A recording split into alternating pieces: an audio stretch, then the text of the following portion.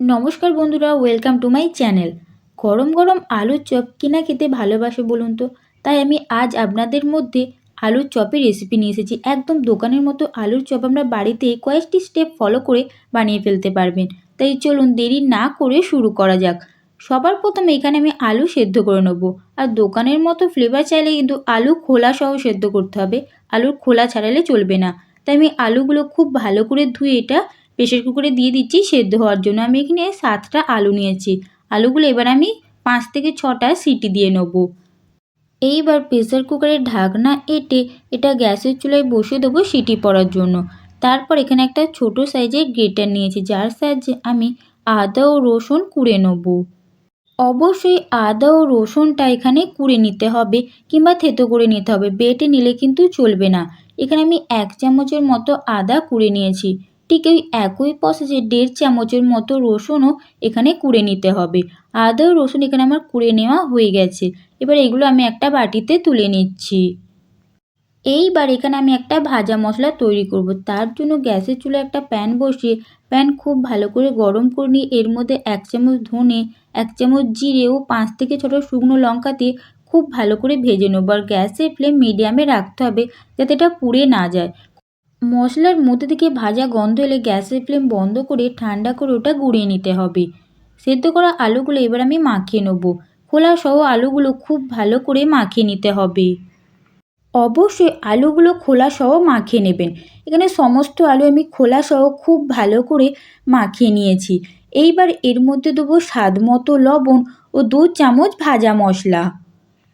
লবণ ও ভাজা মশলা দেওয়ার পর আলুর সাথে ভাজা মশলা লবণ খুব ভালো করে মাখিয়ে নিতে হবে ও খুব ভালো করে মিশিয়ে নিতে হবে।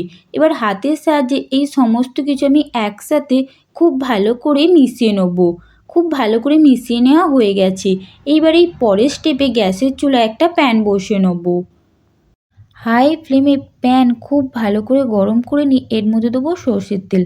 তেল খুব ভালো করে গরম হয়ে এলে এইবার এর মধ্যে দেবো পেঁয়াজ কুচি। আমি এখানে একটা মাঝারি সাইজের পেঁয়াজ ছোট ছোট করে কুচি করে নিয়েছিলাম। এইবার পেঁয়াজটা কিছুক্ষণ খুব ভালো করে ভেজে নেব। পেঁয়াজ কুচি খুব লাল লাল করে ভাজার দরকার নেই, হালকা একটু ভাজা হয়ে এলে এর মধ্যে আগে থেকে কুড়ে রাখা রসুন ও আদা দিয়ে দিতে হবে। এবার এই সমস্ত কিছু একসাথে মিশিয়ে খুব ভালো করে ভেজে নিতে হবে যাতে আদা ও রসুনের কাঁচা গন্ধটা চলে যায়। কিছুক্ষণ একটু নাড়াচাড়া করলেই আদা ও রসুনের কাঁচা গন্ধটা চলে যাবে। আদা রসুনের কাঁচা গন্ধ চলে গেলে এইবার এর মধ্যে দেবো কিছু গুঁড়ো মশলা। প্রথমে দিচ্ছি আমি 1/2 চামচ লঙ্কার গুঁড়ো, 1 চামচ হলুদ গুঁড়ো দিয়ে খুব ভালো করে একটু নেড়েচেড়ে নিচ্ছি। কিছুক্ষণ নেড়েচেড়ে নেওয়ার পর এর মধ্যে দেবো মাখিয়ে রাখা আলু। মাখিয়ে রাখা আলুটা দিয়েই সমস্ত কিছু খুব ভালোভাবে মিশিয়ে নিতে হবে। যতটা সুন্দরভাবে মাখিয়ে নেবেন ততটা সুন্দর আলুর কালারটা হবে। যখন দেখবেন আলুর কালারটা পুরোপুরি বদলে গেছে তখন বুঝে নিতে হবে এটা খুব সুন্দর মিশিয়ে নেওয়া হয়ে গেছে। এটা আমার মিশিয়ে নেওয়া হয়ে গেছে। এবার আমি গ্যাসের ফ্লেম বন্ধ করে এটা একটা পাত্রের মধ্যে নামিয়ে নেব। এটা নামিয়ে নেওয়ার পর ঠিক এইভাবে অবশ্যই এটাকে মিলে দেবেন, তাহলে এটা ঠান্ডা হয়ে যাবে। এরপর আলুর বলগুলো তৈরি করতে খুব সুবিধা হবে। এইভাবে আমি সমস্ত আলুটা খুব ভালোভাবে মিলে দিয়েছি। এইবার এটা একটা সাইডে রাখবো ঠান্ডা হয়ে যাওয়ার জন্য। তারপর তৈরি করব ব্যাটার। ব্যাটার তৈরি করে নেওয়ার জন্য নিয়েছি বেসন 150 গ্রাম, তার মধ্যে দিচ্ছি 3 থেকে 4 চামচ কর্নফ্লাওয়ার, 1 চামচ ভাজা মশলা, স্বাদ মতো লবণ, 1 চামচ হলুদ গুঁড়ো। এবার এই সমস্ত কিছু খুব ভালো করে মিশিয়ে নেব। অল্প অল্প করে জল দিয়ে এবার ব্যাটারটা তৈরি করতে হবে। খুব বেশি পরিমাণে প্রথমে জল দিলে হবে না, অল্প অল্প করে জল দিয়ে ব্যাটারটা তৈরি করতে হবে। আর ব্যাটারটা একটু মোটা করতে হবে আর খুব ভালো করে ফেটিয়ে নিতে হবে, তবেই কিন্তু চপগুলোর বাইরে কোটিংটা খুব সুন্দর আসবে। ব্যাটারটার থিকনেস ঠিক এই রকম রাখতে হবে। ব্যাটার তো তৈরি হয়ে গেল। এবার আলুটা থেকে ছোট ছোট বল করে নেব।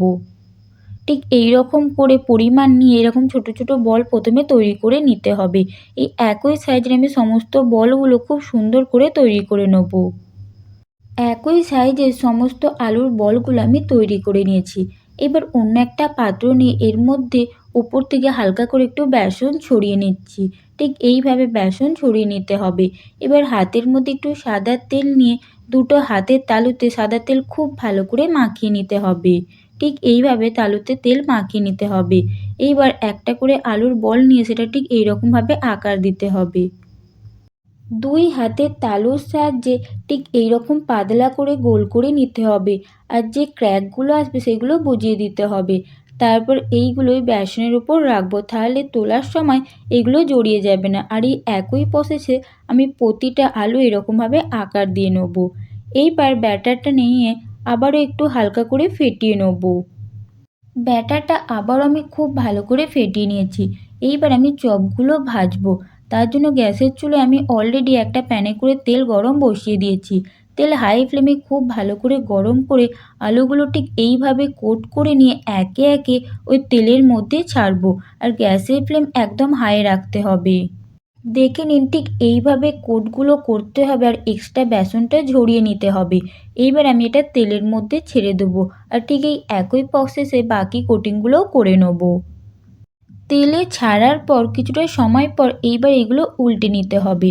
আমি প্রতিটা চপ একে একে উল্টে নেব আর উল্টে পাল্টে কিছুটা সময় নিয়ে ভেজে নিলে প্রতিটা চপ একদম লাল লাল হয়ে যাবে আর মচমচে হয়ে আসবে। তখন এইগুলো তেল থেকে তুলে নিতে হবে। দেখুন প্রতিটা চপ কতটা সুন্দর ফুলেছে।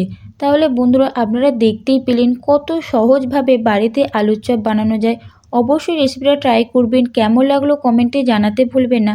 ভালো লাগলে একটা লাইক দিয়ে আমার চ্যানেলটি সাবস্ক্রাইব করবেন। ভিডিও শেষ পর্যন্ত থাকার জন্য অসংখ্য ধন্যবাদ। বাই।